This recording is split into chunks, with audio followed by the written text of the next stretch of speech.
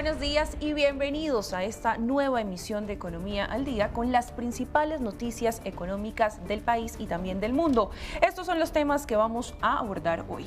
Los estratos 4, 5 y 6, junto con los sectores industriales y comercial, serán los principales afectados por recargo de 8 pesos en la factura de energía a nivel nacional que se aplicará para recuperar la intervenida aire. Más adelante les ampliamos los detalles de esta noticia. También hablaremos de la caída del 90% en rentas vitalicias, que dispara alertas en el costo de pensión, que sube de 350 millones de pesos a más de 550 millones de pesos y pone en riesgo cobertura de 19 millones de personas. También hablaremos del 43,1% que fue el repunte del índice Colcap, reflejando un mayor dinamismo en la Bolsa de Valores de Colombia y una subida sostenida en las acciones. Quédense para ampliar todos los detalles. Bienvenidos. Iniciamos con los indicadores económicos. El dólar se ubicó en 3.556 pesos con 32 centavos. Según SET y CAP, bajó 12 pesos con 56 centavos. Estaba en 3.568 pesos con 88 centavos. Mientras que el petróleo de referencia Brent se ubica en 102 dólares con 63 centavos. Subió 0,71%. Estaba en 101 dólares con 92 centavos. Y la carga de café se ubica en 2.200.000 pesos, subió 43.000 pesos, estaba en 2.157.000 pesos. De acuerdo con datos de XM, el precio de la energía de bolsa llegó a los 223 pesos con 78 centavos por kilovatio hora en marzo, un aumento del 80% frente a los 124 pesos con 26 centavos kilovatio hora registrados en febrero de este mismo año. Precios que se mantienen al alza desde inicios del año. Por otro lado, el Ministerio de Minas anunció que implementará una sobretasa en la tarifa de energía tanto para los usuarios de los estratos 4, 5 y 6 como para los sectores industrial y comercial, con el fin de ayudar a cubrir parte de la deuda de la empresa intervenida Aire. Para ampliar este tema nos acompaña a esta hora el presidente de ANDEC, Alejandro Castañeda. Presidente, gracias por acompañarnos aquí en Economía al Día. Y una nueva preocupación para el sector, esta sobretasa. Luisa, buenos días, un saludo para ti y todas las personas que nos ven. Pues mira, efectivamente, ayer el viceministro de Minas de Energía anunció la creación de esa contribución de 8 pesos para los estratos 4, 5, 6.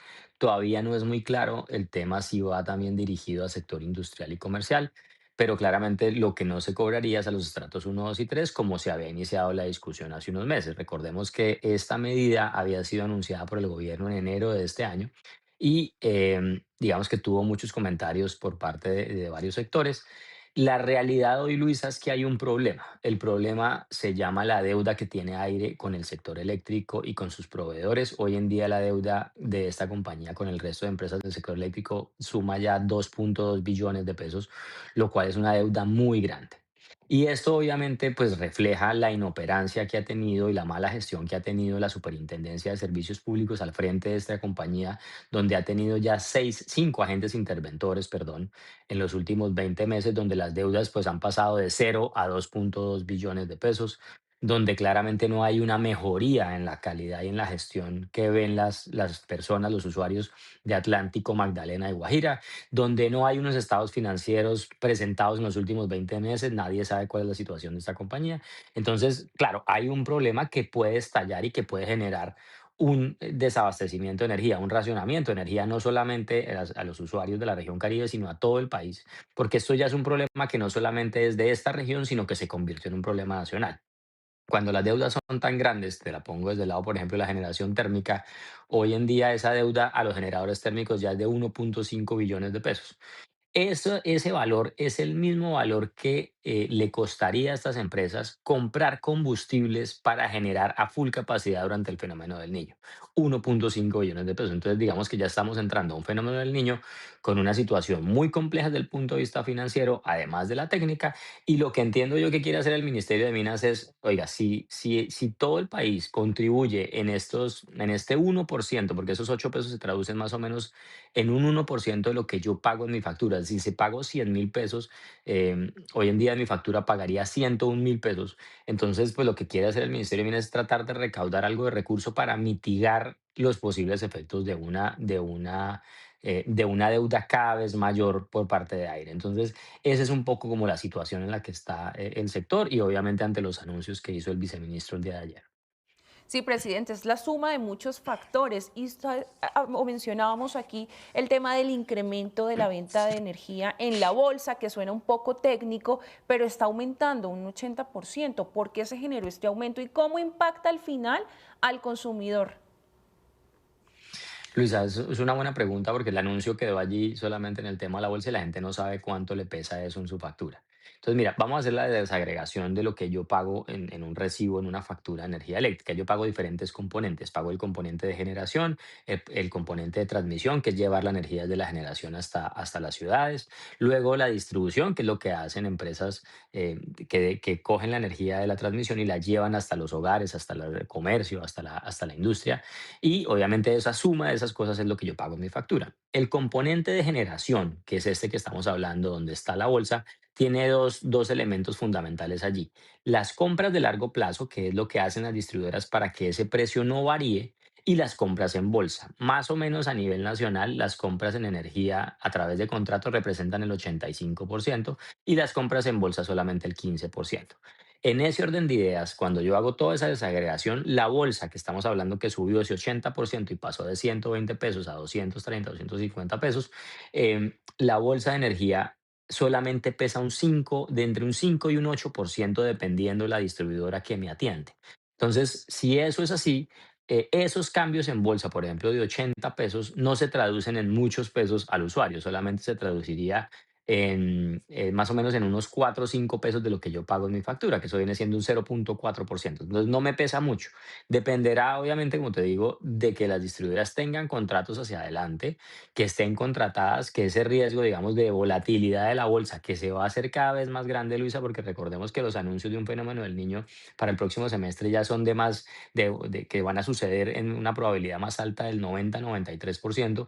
Obviamente esa bolsa va a seguir subiendo y va a tener unos precios mucho más grandes. Entonces el mensaje que le hemos dado al gobierno es, oiga, dígale a las distribuidoras que se contraten, que tengan contratos estables de largo plazo para que la gente no vea esas fluctuaciones de la bolsa que van a suceder desde el próximo semestre. Sí, presidente, y regresemos al tema de esta sobretasa o este anuncio que hizo el gobierno nacional. ¿Cuánto espera recoger el gobierno a través de este cobro adicional a estos estratos? ¿Y ustedes creen que esto es viable? O sea, ¿se puede a través de una resolución decidir, le vamos a cobrar más por este servicio a la gente? Entonces comencemos por el recaudo. Depende, como te digo, al final cómo quede la resolución. Si efectivamente solamente va a ser el estrato 4, 5, 6 o si sumamos el industrial y residencial. Perdón, el industrial y el comercial. Lo que dijo el viceministro ayer es que solamente iban a ser los estratos 4, 5, 6, pero si eso es así, el recaudo no serían 230.000 millones, sino más o menos unos 40.000 millones. Si le incorporamos el sector industrial y comercial, el recaudo sería más o menos de 180.000 millones al año. Esto es al año. Entonces, fíjate que no es una solución estructural, es una mitigación de un riesgo, porque al final del día ya vamos en unas deudas que suman 2,1 billones de pesos, que están creciendo 100.000 o 120.000 millones de pesos mensuales y que te ayudaría es para pagar esa deuda que hoy de aire no paga, que no, esa factura que aire no paga de las compras de energía en el día a día, pero no te ayudaría para pagar la deuda pasada. Por eso es que es importante lo que hemos dicho y es la superintendencia de todos modos tiene una labor aquí fundamental y es que tiene que coordinar con el Ministerio de Hacienda para que le gire los recursos completos y se ponga al día con esa deuda. Entonces, esa es como las dos Mm. componentes. La estructural, que es la deuda entera, tiene que venir del presupuesto porque no hay forma de aguantarla cobrándole más a la gente. Y el día a día, para que la deuda no crezca, que son estos 8 pesos, pues lo pagaría el usuario. Entonces, digamos que tenía como esos dos componentes la solución, si ese es el entendimiento correcto que tengo de la situación como lo estoy viendo el gobierno. Sí, presidente. Bueno, muchas gracias al presidente de ANDEC, Alejandro Castañeda, por acompañarnos y ayudarnos a entender este tema o esta noticia que dio el gobierno nacional. Muchas gracias, doctor. A ustedes, Luisa, muchas gracias por la invitación, muy amables. Arrancó el segundo día del Congreso de Asofondos en Cartagena, donde se espera la participación del gerente del Banco de la República, Leonardo Villar, en medio de un ambiente marcado por la tensión institucional, luego de que en la primera jornada se hablara de la ruptura en la relación entre el Ministerio de Hacienda y la Junta Directiva del emisor. Nuestra compañera Laura Rojas nos amplía, está allá en Cartagena con toda la información. Mi querida Luisa Paula, nuevamente nos saludamos aquí en Cartagena, en un nuevo congreso, esta vez de Asofondos, como usted lo decía, el gremio de los fondos privados de pensiones. En el primer día pues participaron diferentes expertos para hablar sobre pensiones.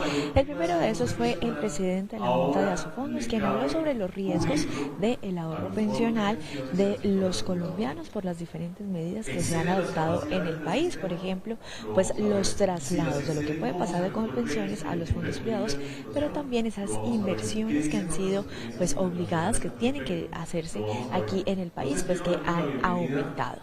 De otro lado también participó el presidente del Comité Autónomo de la Regla Fiscal, que recuerde usted es el organismo que pone un límite de lo que puede gastar y de lo que puede endeudarse un país, y pues ayer aseguró que las cuentas, que la situación fiscal pues es bastante difícil y que si los posteriores gobiernos, la nación no se ajusta al 4% del PIB, pues podría llegar a la quiebra el país. Esas fueron las duras advertencias. Escuchamos lo que dijo el presidente. Arrancó el Congreso de Asofondos, que es el gremio de los fondos privados de pensiones, y en este primer día pues hubo mucha noticia, lo que tiene que ver con el Comité Autónomo de la Regla Fiscal, que básicamente es ese organismo que permite ese límite de lo que el gobierno debe gastar, endeudarse. Básicamente pues esa es la traducción de este organismo, y ustedes lo ven en pantalla, pues me acompaña el presidente precisamente del Comité Autónomo de la Regla Fiscal, y usted en este primer día decía que pues las finanzas de la nación están bastante complicadas, que el próximo gobierno tiene un reto bastante importante y es organizarlas, y para eso pues debe ajustar al 4% del PIB. ¿Pero eso qué significa, doctor? Bueno, lo primero que significa es que el gobierno nacional viene funcionando en déficit. Eso quiere decir que los gastos son mayores que los ingresos. Entonces todos los años se funciona con un déficit que tiene que ser financiado. Ese financiamiento es lo que se convierte en deuda. Sí, o se tiene que el país que endeudar para financiar ese exceso de gastos. Cuando eso se prolonga en el tiempo, cuando yo incluso todos los años tengo que endeudarme para pagar las deudas, es como cuando uno saca una nueva tarjeta de crédito para pagar la deuda de la anterior, pues entramos en una senda de crisis. Ese desbalance grande que hay que corregir es lo que se calcula en 4% del Producto Interno Bruto, que es el 4% de todo lo que produce el país en un año. Es el equivalente, por ejemplo, a todo lo que gasta el país en pensiones durante un año, o prácticamente o similar a lo que gasta en educación durante un año, o es la mitad, de pronto un poco menos de la mitad de todo lo que produce el sector agropecuario en un año. O sea, es de una magnitud muy grande. Colombia, cuando ha tenido situaciones de crisis similares a esta, la mayor que ha experimentado es un ajuste de 1 punto del Producto Interno Bruto. Ahora tenemos que hacer un esfuerzo 4 veces mayor al mayor que ha hecho Colombia en algún momento de la vida. 4 años. Tiene que ser un esfuerzo tan grande como el que ha hecho alguna vez durante 4 años continuos. Presidente, pero mire, ¿por qué llegamos a este punto? Usted lo explicaba también ayer, tiene que ver con las reformas, porque si hoy vemos la foto, ustedes también lo decían, pues el desempleo, por ejemplo, bajó, la pobreza también se ha reducido, y la foto aparentemente está bien, las cifras, según lo reporta el DANE, están bien, pero hay una bomba de tiempo fiscalmente hablando. Sí, porque gran parte de esa buena situación económica se ha producido gracias al endeudamiento que hace el gobierno nacional, que de todas maneras tiene un efecto sobre el empleo, sobre el consumo de los hogares, y eso no se puede sostener en el tiempo. ¿Por qué se ha creado? Se ha creado porque primero la Constitución en el año 91 creó una multitud de obligaciones al Estado. Eso elevó los niveles de gasto y los niveles de deuda. Luego vino la situación de la crisis de finales de los años 2000, la crisis hipotecaria, luego vino la crisis de pandemia, y luego, entonces todos esos son impactos que se han ido acumulando, y luego, pues lo que hemos vivido durante este último gobierno es un exceso de gastos que más allá de lo que es posible. Entonces, la acumulación de, digamos, de estructuras que se han ido superponiendo unas a otras, la gestión pública de los últimos años y una mala planeación financiera del gobierno, debemos decirlo, porque cada año que se programan los gastos y los ingresos del año siguiente, lo que hemos visto es que se han programado gastos en exceso frente a la fuente de ingresos. Y hay un componente adicional que lo veíamos en las últimas semanas y fue esa ruptura que decidió tener el ministro de Hacienda con la Junta del Banco de la República, y próximamente se va a llevar a cabo otra junta. Todavía no se sabe finalmente si el ministro va a asistir. ¿Usted cómo ve este panorama? Nosotros no podemos participar, digamos, en ese debate. Lo que confiamos es que las instituciones y digamos, la sensatez de todas las organizaciones institucionales pues conduzcan a un arreglo donde se puedan discutir realmente la formulación de las políticas públicas. Eso es lo que esperamos de todas las partes. Pues bien, presidente, muchísimas gracias por ese espacio. Esperar qué pasa de cara al próximo gobierno, lo que debe, según lo que dice el Comité Autónomo de la Regla Fiscal, ajustar, y qué pasa también de cara a esta próxima junta del Banco de la República y si asiste el ministro de Hacienda. Muchísimas gracias nuevamente, presidente. Muchísimas gracias. Buen día. Luisa, 9:16 de la mañana, y pues a este segundo día pues ha estado bastante nutrido. El día arrancó con la intervención de César Ferrari, que es el superintendente financiero. Advirtió que el reto de Colombia no es solo fiscal, recordando pues lo que dijo pues el presidente del CARF, sino de crecimiento. Mire, abro comillas, dice, la economía crece poco porque tenemos poca inversión. También alertó sobre la informalidad, que este también es un fenómeno que afecta el recaudo de pensiones, y es que está en el 55,7%, y los 550 billones ahorrados en pensiones sin suficiente inversión productiva, fue lo que dijo César Ferrari. Era Laura Rojas allá en Cartagena con toda la información desde Asofondos. Gracias. Luisa, usted muchísimas gracias, y por supuesto pues nos vemos más tarde con todo lo que tiene que ver con el resumen de esta segunda jornada aquí en Asofondos. Sí, señora. Y además también hay que hablar de la expedición de rentas vitalicias en Colombia, porque se desplomó cerca del 90% en 2026. Según alertó el gremio Asofondos, esto se debe a la incertidumbre generada por los cambios regulatorios y propuestas del gobierno en el sistema pensional. Además, estas modificaciones han reducido el interés de las aseguradoras por ofrecer este producto, afectando directamente el acceso a pensiones y encareciendo el seguro previsional, que cubre riesgos como invalidez y muerte. Para analizar esta noticia y sus implicaciones, hoy en Economía al Día nos acompaña Andrés Velasco, presidente de Asofondos. Presidente, muchas gracias. Ustedes ya lo habían advertido que esto se veía venir. Sí, la realidad es que el problema no es de apetito de las aseguradoras, es un problema de precio. Resulta que cuando uno compra una pensión vitalicia, le decimos en Colombia rentas vitalicias, pero es una pensión vitalicia, lo que hace la aseguradora es que coge nuestros ahorros de toda la vida en los fondos de pensiones privados y nos asegura una pensión con esos ahorros para el resto de nuestra vida, con una pensión mínima, por ejemplo.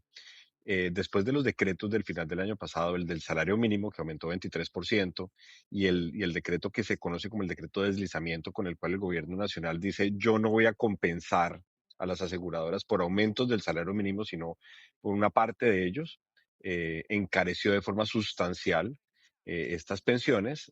Ya un colombiano no puede hacerse a una de estas pensiones con 350 millones de pesos ahorrados, que era lo que teníamos hasta diciembre del año pasado, sino que ahora cuesta 200 millones de pesos más, 550 millones, y es por esto que pues ha caído en un 90% en lo que va del año, comparado al año pasado, la ejecución de estos seguros. Sí, presidente, y como lo mencionaba, ustedes ya venían desde hace un par de meses explicando el impacto y las consecuencias que tiene estos cambios para el sistema. Hablemos un poco, al final de cuentas, esto cómo se va a suplir. El Estado igual va a tener que sacar esta plata, pero esto implica un mayor hueco para el Estado para poder satisfacer la necesidad de las personas que se van a pensionar. Expliquemos un poco de fondo. Sí, más que el Estado, van a ser, esto es una Mm. cosa que afecta es a los trabajadores colombianos, a los colombianos en general, porque cuando uno no alcanza las semanas para pensionarse, tenía la opción de comprar a una aseguradora una pensión vitalicia, una renta vitalicia, y pues esto, con los dos decretos que salieron el año pasado, pues se está volviendo muy difícil para los colombianos. Entonces, el resultado final no es que el gobierno tiene que poner más plata, sino que los colombianos quedan desprotegidos, no pueden acceder a la pensión y la alternativa que tienen es pedir una devolución de saldos de las administradoras de fondos de pensiones. Nosotros devolvemos el recurso, cada uno de los pesos cotizados con su rentabilidad, y esa es una de las promesas de valor, pero hubiera sido mucho mejor que los colombianos pudieran acceder a una pensión. En última, lo que nosotros venimos advirtiendo desde antes de que se sacara el decreto, cuando todavía era proyecto de decreto desde octubre, noviembre del año pasado, se está viendo ahora, y es que estas decisiones del gobierno nacional de aumentar el salario mínimo de esta forma y de desproteger a los afiliados con las transferencias que el gobierno venía dando hace décadas, pues está generando menores pensionados, menor número de pensionados, y cuando la gente sí puede acceder a la pensión, pensiones más bajas. Entonces, un poco la reflexión que nosotros le planteamos al gobierno nacional es, hay que solucionar el problema de los aumentos del salario mínimo por encima de la inflación, porque para las aseguradoras termina siendo imposible poder pagar esos aumentos con los recursos que los afiliados han ahorrado durante toda su vida. El gobierno nacional tiene que asumir la responsabilidad de los aumentos del salario mínimo por encima de la inflación y la productividad. Ustedes en su momento plantearon unas mesas técnicas para buscar una salida, lo que usted decía. ¿El gobierno en algún momento se sentó con ustedes a evaluar esto? Nos sentamos, por supuesto que sí, las puertas siempre han estado abiertas para el diálogo técnico. Sin embargo, a la hora del té, el decreto del deslizamiento, que es este decreto mediante el cual el gobierno dice yo no me hago responsable por los aumentos del salario mínimo por encima de la inflación, salió como estaba previsto por ellos mismos desde el principio. Lamentablemente no tuvieron en cuenta los comentarios que hicimos. Nosotros advertimos, esto va a generar menor número de pensionados, ya lo estamos viendo, y va a generar menores pensiones. Y los efectos no son solamente sobre las pensiones vitalicias, hay efectos sobre los retiros programados. Por ejemplo, la regulación a nosotros nos dice, recordemos que son los retiros programados, son una modalidad de pensión, son una modalidad de pensión en la que la gente no logra comprar una renta vitalicia, va al administrador de fondos de pensiones, eh, eh, tiene una pensión por un valor que es variable, y ese valor variable, la regulación, la ley nos exige a nosotros revisarlo todos los años para garantizar que los fondos van a durar durante toda la vida. Y en los primeros meses del año 2026 lo que hemos visto es una reducción de esos retiros programados por motivo del aumento del salario mínimo. Entonces, los efectos son sobre esas dos modalidades de pensión, sobre la financiación del seguro previsional y sobre el fondo de garantía de pensión mínima también. Presidente de Asofondos, Andrés Velasco, gracias por acompañarnos aquí en Economía al Día, explicarnos y aterrizar este tema que, aunque suene un poco complejo, pues impacta a muchos colombianos, nos impacta a todos. Muchas gracias, doctor. Muchas gracias a ustedes. Un saludo. Y ahora hablamos del índice accionario Colcap, porque mantiene su racha alcista y subiendo 43,1% anual, consolidándose como uno de los mejores desempeños recientes del mercado local. El repunte del indicador se produce luego de que al cierre de marzo el índice se ubicara en 2.286 puntos, superando en 91 unidades el pronóstico de los analistas, reforzando la tendencia positiva de los últimos meses y permitiendo que las acciones de Fabricato, ISA, Cibes sean las que más han subido en Colombia. Para ampliar este tema nos conectamos a esta hora con el doctor Juan Pablo Vieira, CEO y fundador de JP Tactial Trading. Muchas gracias, Juan Pablo, por acompañarnos. Hola Luisa, buenos días. Muchas gracias a ti por la invitación. Sí, Juan Pablo, hablemos de este comportamiento y cómo, comparado con otros índices a nivel de la región, se está posicionando Colombia. ¿Es un buen indicio? ¿Es un buen indicador? Mira, realmente, Luisa, el comportamiento de Colombia ha sido un comportamiento muy bueno en los últimos 5 años ha subido 40%. El último año, como tú lo mencionabas, los retornos están por encima de un 40% y en lo que va corrido el año ya estamos sobre un 10%. Entonces, rendimiento muy interesante.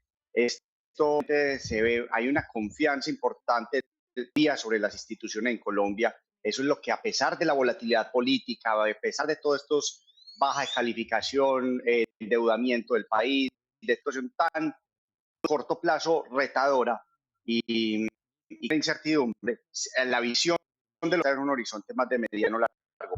Y hay mucho optimismo con las últimas encuestas electorales, donde los candidatos de centro derecha han salido y esto le da una tranquilidad muy importante. En toda la región, un proceso electoral importante en el tema de Perú, va a salir también y en realidad los mercados regionales vienen con un optimismo porque se está dando un cambio a gobiernos más pro mercado, gobiernos que generan confianza inversionista. Entonces esto realmente es lo que está viendo en la región. Colombia se ha visto beneficiado por este movimiento y realmente bien el mercado de Estados Unidos, a conflicto, a pesar de todo lo que está sucediendo, rompiendo máximos. A pesar de toda la volatilidad, los mercantiles siguen compradores por los retornos históricos. La gente sigue creyendo en las compañías y más que en Colombia, son compañías muy bonitas desde lo fundamental, son compañías con una diversificación regional, no solo riesgo Colombia, sino que están en muchos países, son líderes en sus sectores.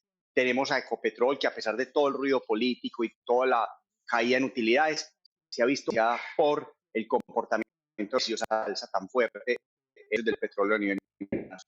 Compañías como mineras también que se han visto favorecidas por el repunte de los precios del oro, recompras de acciones en el mercado local. Entonces, realmente todo esto ha favorecido con mucha fuerza al mercado local y su desempeño que viene teniendo. Sí, ¿qué significa, Juan Pablo, este comportamiento que estamos viendo? ¿Es buen momento para comprar acciones, para vender, para mantenerlas ahí, para analizar el mercado y estos movimientos? Muy buena pregunta, Luisa, y es una pregunta que nos hacen todos los días los inversionistas. Lo primero que yo le digo siempre a un inversionista cuando entra al mercado bursátil es que sea ahí, no estés necesitando para 1, 2, 3 meses. ¿Por qué? Porque si nos toca un momento de baja en el mercado, que el mercado haya retrocedido y nos toca utilizar los recursos inmediatamente, pues nos va a tocar vender abajo y a nadie le gusta vender perdiendo. ¿Qué es lo importante? El mercado puesto en Colombia ha rentado año tras año, incluyendo momentos de pandemia, incluyendo momentos de mucha dificultad, ha rentado en promedio un 15% anual. Entonces, ¿qué es lo interesante de esto? Y que sobre todo en los últimos años viene superando por mucho ese retorno promedio. Entonces, lo interesante de esto es que si tienes un horizonte o una inversión, un dinero que no necesita al mínimo 6 meses, un año, que tú digas, no es absolutamente nada ni para la cuota de la casa ni para el estudio de los hijos, es muy buen dinero para invertir en el mercado local. Además que hoy en día tenemos la facilidad. Hace años, cuando yo empecé en el mercado, si no tenías 150, 200 millones de pesos, no podías invertir en mercado de acciones. Hoy en día, de 50.000 pesos, puedes invertir en mercado de acciones desde tu celular, con aplicaciones como TRI, con aplicaciones como las de las firmas comisionistas de bolsa. Es supremamente fácil. Hoy no tenemos excusa y precisamente, ahora como lo veíamos con Andrés en el Congreso de Asofondos y todo lo que se está viendo en el tema pensional también, es un llamado muy fuerte a todos los colombianos, en especial a toda la población, independiente del patrimonio, independiente del nivel de ingresos, si están en un trabajo formal o informal, es que la vejez, la seguridad financiera va a depender netamente, invirtamos de lo que nosotros ahorremos, y por eso es muy importante, de la edad que tengamos, empezar a hacer un ahorro de 50.000 pesos, pero que seamos juiciosos con esto, porque eso es lo que realmente, antes dependíamos de como nuestros padres, abuelos que esperaban que se jubilaran y que iban a vivir toda una vejez tranquila. Hoy en día nuestro retiro va a depender 100% de nosotros durante toda nuestra vida laboral y productiva. Así es, aplicar todas esas recomendaciones. Muchas gracias a Juan Pablo Vieira, CEO y fundador de JP Tactical Trading, por acompañarnos aquí en Economía al Día. A ti, Luisa, muchas gracias por la presentación. Y en otros temas, en la Comisión Tercera del Senado, el ministro de Hacienda y el gerente del Banco de la República volvieron a encontrarse para exponer sus argumentos sobre las tasas de interés. Durante el debate también intervino uno de los codirectores de la Junta, nombrado por el gobierno. De nuevo se encontraron en el Congreso, pero esta vez, a diferencia del primer debate, estaban distantes el uno del otro. Luego de la intervención del gerente del banco emisor, Leonardo Villar, y de que prácticamente la sesión terminara, el ministro de Hacienda pidió de nuevo la palabra. Ministro, ¿me pedía el uso de la palabra?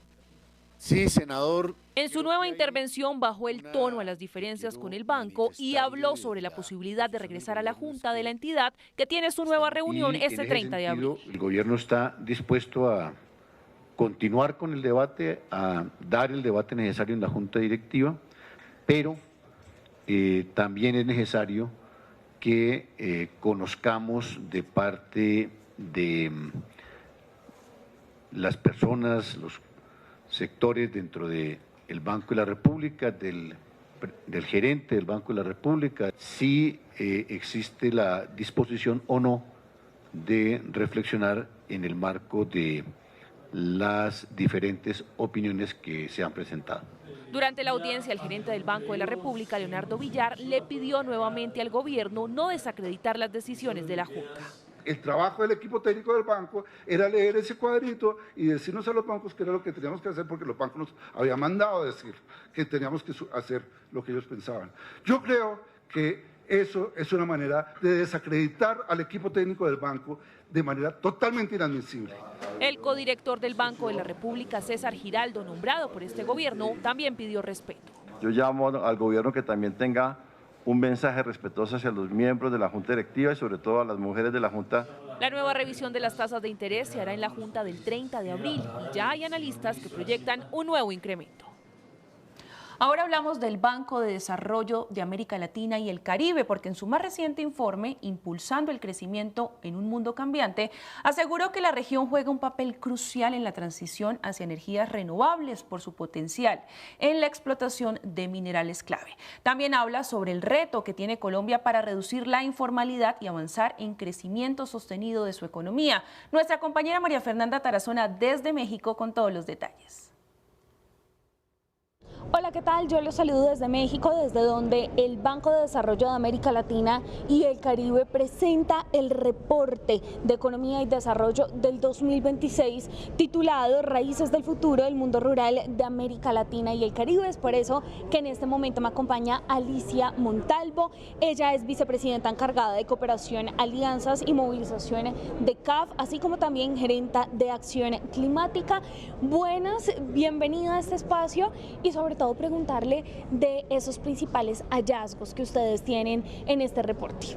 Para nosotros este reporte representa una oportunidad porque vemos que el mundo rural no ha sido suficientemente explorado en América Latina y el Caribe desde el punto de vista de su potencialidad para la generación de crecimiento económico y para la generación de oportunidades de colaboración con otras regiones.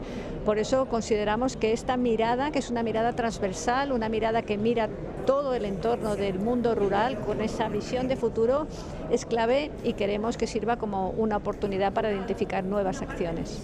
Teniendo en cuenta el cambio que está teniendo el mundo, avanzar hacia energías mucho más limpias, e incluso traigo acá a colación algunos de los datos que ustedes mencionan en este reporte, y es que el 50% de la demanda global en escenarios de cero emisiones en 2050 estaría precisamente en América Latina y el Caribe. ¿Por qué hacer un énfasis especial en el potencial de la ruralidad, pero sobre todo asociado a los cambios que está teniendo el mundo?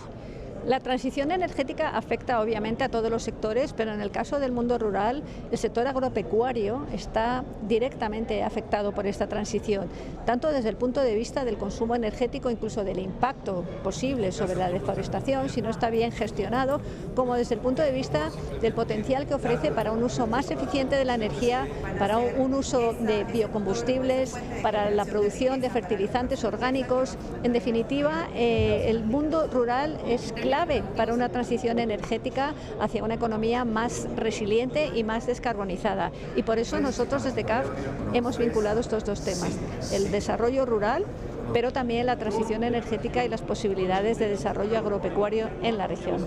¿Y cuáles son esos minerales que son fundamentales en este proceso?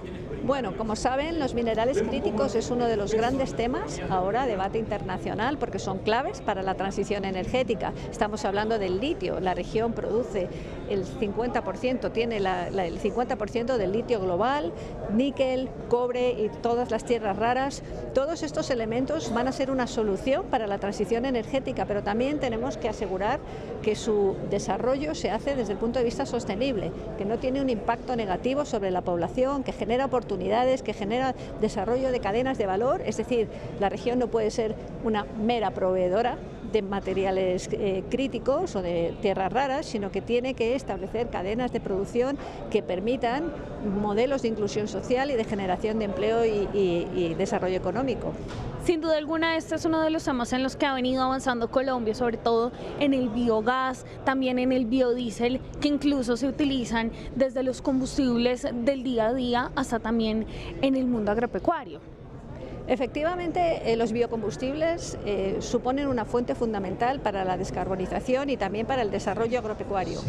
El problema es que hay que hacerlo, lógicamente, desde un punto de vista de sostenibilidad y de ver qué otras opciones de energía existen. Lo que queremos es ir avanzando hacia una descarbonización. Los biocombustibles son clave, especialmente en este momento en que vemos que la geopolítica está muy vinculada a los combustibles fósiles. Creemos que hay que buscar alternativas y que América Latina y el Caribe ofrece una gran oportunidad. Colombia es uno de los países, no es el único, hay otros también, pero Colombia sin duda ofrece grandes oportunidades. Ahora hablemos de esos retos que tiene el mundo rural y que ustedes lo evidencian, principalmente la informalidad y también el pago que se le da a cada uno de los trabajadores. Ustedes estaban hablando que aproximadamente reciben un 34% menos de esos ingresos que un trabajador promedio. Efectivamente, el mundo rural tiene este problema, que la informalidad es muy elevada y eso genera al final unos círculos de pobreza, que es lo que queremos romper.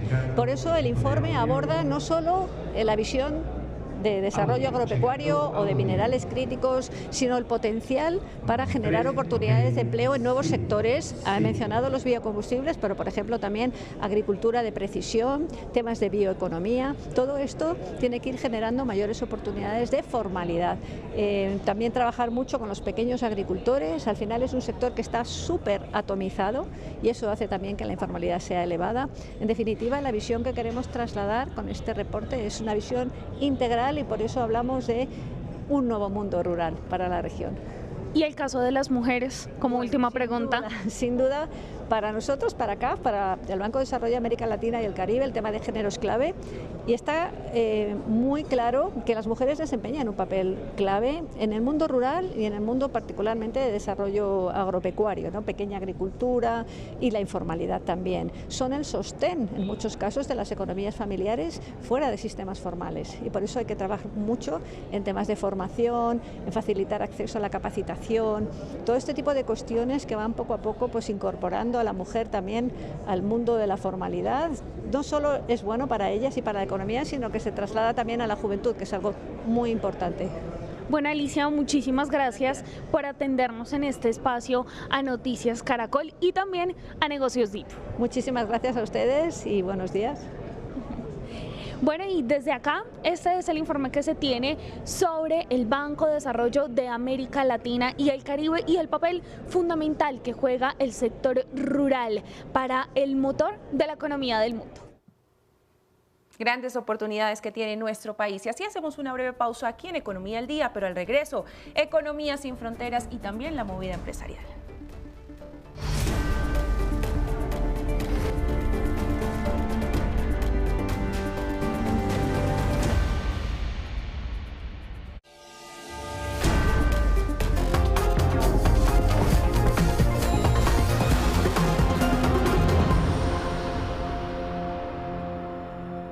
En Economía Médicos Sin Fronteras les contamos que la empresa Weatherford International advirtió que el impacto de la guerra en Medio Oriente se intensificará en el segundo trimestre de este año, afectando sus operaciones y resultados con pérdidas estimadas entre los 30 millones de dólares y 50 millones de dólares en el primer semestre. La principal causa se debe a las interrupciones en el flujo de petróleo y gas. Además, la empresa prevé que los efectos negativos serán o se sentirán más con mayor fuerza ante una posible repercusión en la segunda mitad del año. Google anunció que lanzará un fondo por 750 millones de dólares para ayudar a empresas consultoras a ofrecer inteligencia artificial con capacidad de gestión a sus clientes. Según el comunicado DeepMind, el laboratorio de IA de Google, el capital se invertirá durante los próximos 12 meses y se utilizará para ayudar a las consultoras a capacitar ingenieros, desarrollar agentes de IA a través de Gemini, así como para cofinanciar proyectos y actividades de preventa.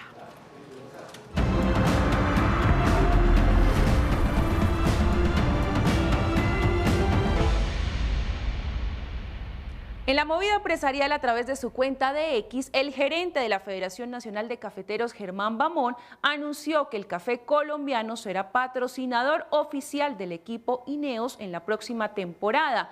Con esta alianza, la marca busca fortalecer su visibilidad a nivel global y asociarse con valores como la disciplina, la resiliencia y la excelencia del deporte de alto rendimiento.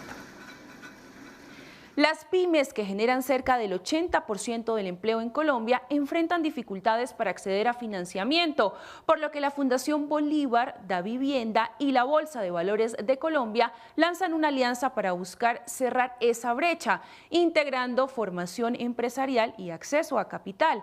La iniciativa se apoya en programas que han impulsado a más de 500 empresas y en una plataforma que ha movilizado cerca de 122.000 millones de pesos con más de 15.000 inversionistas, con el objetivo de facilitar su crecimiento. El grupo Cibes, junto con BAM y Bancolombia Panamá, estructuró un financiamiento por 83,7 millones de dólares para apoyar la expansión internacional del grupo Licores de Guatemala, permitiéndole adquirir a la española Sevillam Graf Spirits, propietaria de la marca de Ginebra Puerto de Indias. Esta operación fortalece la presencia del grupo en Europa y refuerza su estrategia de crecimiento global, respaldada por un crédito de largo plazo estructurado en un proceso competitivo, donde destacó la flexibilidad y acompañamiento financiero del Grupo Colombia.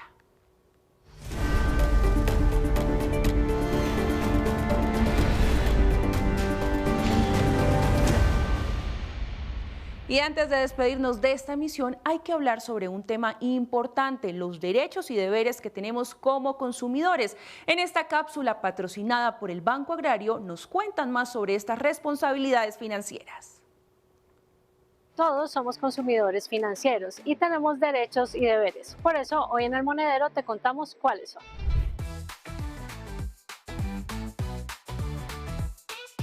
Según la Ley 1328 de 2009, tienes derecho a recibir productos y servicios financieros seguros y de calidad. Recibir información clara, veraz y oportuna, es decir, que te expliquen absolutamente todo: tasas, costos, plazos y riesgos antes de que tomes una decisión. Puedes exigir un trato justo y diligente por parte de las entidades y presentar quejas, peticiones o reclamos ante la entidad, el Defensor del Consumidor Financiero o la Superintendencia Financiera de Colombia.